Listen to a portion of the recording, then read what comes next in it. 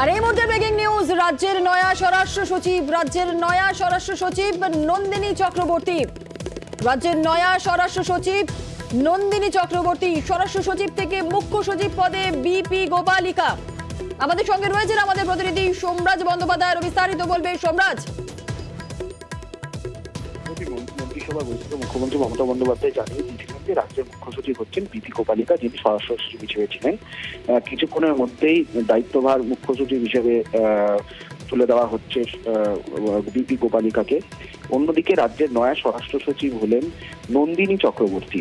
নন্দিনী চক্রবর্তী বর্তমানে পর্যটন দপ্তরের সচিব হিসেবে দায়িত্ব সামলাচ্ছিলেন, পাশাপাশি অতিরিক্ত দায়িত্ব হিসেবে পরিষদীয় দপ্তরের সচিব হিসেবে দায়িত্ব সামলাচ্ছিলেন।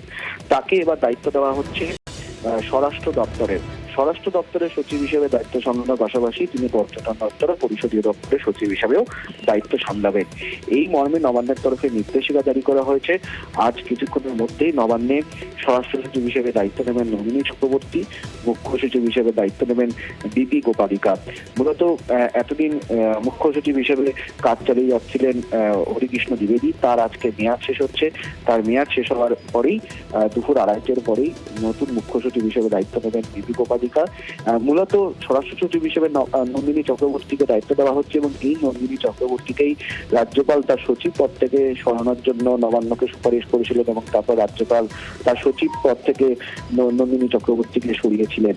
সেই নন্দিনী চক্রবর্তীর উপরই রাজ্যের তরফে আস্থা রাখা হলো এবং নন্দিনী চক্রবর্তী হলেন রাজ্যের স্বরাষ্ট্র সচিব। বেশ, ধন্যবাদ সোমরাজ।